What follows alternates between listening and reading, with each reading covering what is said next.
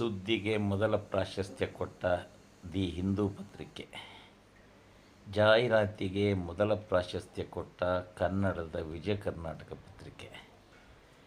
ಇದು 18 ಪೇಜ್ ಇರುತ್ತೆ, ₹6 ಹಿಂದೂ ಪತ್ರಿಕೆ.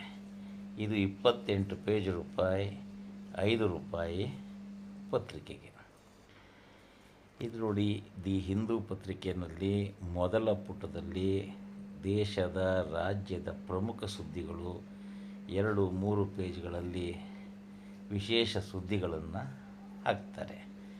ಜಾಹೀರಾತು ಎಲ್ಲ ಹಾಕ್ತಾರೆ ನೋಡಿ, ಅವರು 25% ಕಡಿಮೆ ಜಾಹೀರಾತುಗಳು ಈ ಪತ್ರಿಕೆಗಳಲ್ಲಿದೆ. ಇದರಿಂದ ಏನನ್ನಿಸುತ್ತೆ ಅಂದರೆ, ಅವರು ಒಂದು ನಿಜವಾದ ಪತ್ರಿಕಾ ಧರ್ಮವನ್ನು ಅಳವಡಿಸ್ಕೊಂಡಿದ್ದಾರೆ, ಅದನ್ನು ಮುಂದುವರಿಸಿದ್ದಾರೆ ಅಂತ. ದಿ ಹಿಂದೂ ಪತ್ರಿಕೆಯಲ್ಲಿ ದೇಶ, ರಾಜ್ಯ ಮತ್ತು ವಿದೇಶಗಳ ಸುದ್ದಿಗಳಿಗೂ ಕೂಡ ಪ್ರಾಶಸ್ತ್ಯ ಕೊಟ್ಟಿದ್ದಾರೆ. ಎಲ್ಲ ಪೇಜುಗಳು ಸುದ್ದಿಗಳಿಂದ ತುಂಬಿದೆ. ಆದರೆ ನಮ್ಮ ಕನ್ನಡ ಪತ್ರಿಕೆಗಳು ಯಾಕೆ ಹೀಗಾಗ್ತಾ ಇದೆ? ಕನ್ನಡ ಪತ್ರಿಕೆಗಳಲ್ಲಿ ನೀವು ನೋಡಿರ್ಬೋದು, ಪತ್ರಿಕೆಯ ಪೇಜ್ಗಳು ಜಾಸ್ತಿ ಇರ್ಬೋದು, ಆದರೆ ಮೊದಲ ಪುಟದಿಂದನೇ ಜಾಹೀರಾತು ಪ್ರಾರಂಭ ಆಗುತ್ತೆ. 2ನೇ ಪುಟದಲ್ಲೂ ಜಾಹೀರಾತಿರುತ್ತೆ, 3ನೇ ಪುಟದಲ್ಲೂ ಜಾಹೀರಾತಿರುತ್ತೆ, 4ನೇ ಪುಟದಲ್ಲಿ ಏನಿದೆ ನೋಡೋಣ ನೋಡಿ. 4ನೇ ಪುಟದಲ್ಲಿ ಸುದ್ದಿಗಳು ಪ್ರಾರಂಭ ಆಯಿತು. 5ನೇ ಪೇಜಲ್ಲಿ ಮತ್ತು ಅರ್ಧ ಪೇಜ್ ಜಾಹೀರಾತಿದೆ, ಅರ್ಧ ಅಲ್ಲ, ಮುಕ್ಕಾಲು ಪೇಜ್. ಇನ್ನು ಉಳಿದ ಪೇಜ್ಗಳಲ್ಲಿ ಕಾಲು ಭಾಗ, ಅರ್ಧ ಭಾಗ ಜಾಹೀರಾತುಗಳನ್ನೇ ಮುಂದುವರಿಸಿದ್ದಾರೆ. ಹೀಗಾದರೆ ನಾವು ಯಾವುದನ್ನು ಓದ್ತೀವಿ? ಜಾಹೀರಾತುಗಳನ್ನು ಓದಲಿಕ್ಕೋಸ್ಕರ ಪತ್ರಿಕೆಗಳನ್ನು ಖರೀದಿ ಮಾಡ್ತೀವ? ನೋಡಿ, ಹಿಂಪುಟದಲ್ಲಿ ಪೂರ್ತಿ ಅರ್ಧ ಪೇಜ್ ಜಾಹೀರಾತಿದೆ.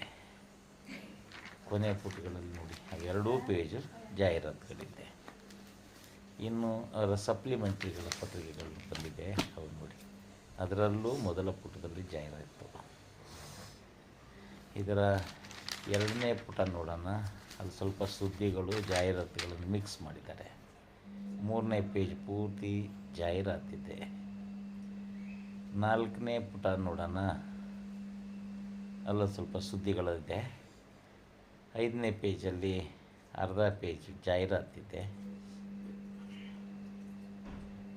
ಉಳಿದ ಪೇಜ್ಗಳಲ್ಲಿ ಸುದ್ದಿ, ಜಾಹೀರಾತುಗಳ ಮಿಶ್ರ ಮಾಡಿದ್ದಾರೆ.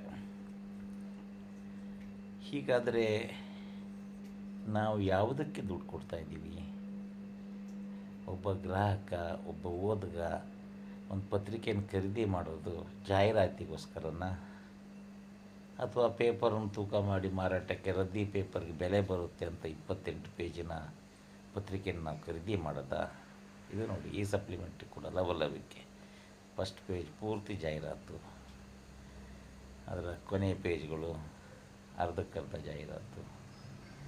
ಇನ್ನು ನೋಡಿ, VK ಪ್ರಾಪರ್ಟಿ ಅಂತ, ಇದು ಸ್ಪಾನ್ಸರ್ಡ್. ಇದು ಯಾವುದೋ ಸಂಬಂಧಪಟ್ಟ ಉದ್ದಿಮೆದಾರರ ಪರವಾಗಿರುವಂಥ ಲೇಖನ ಮತ್ತು ಜಾಹೀರಾತುಗಳು.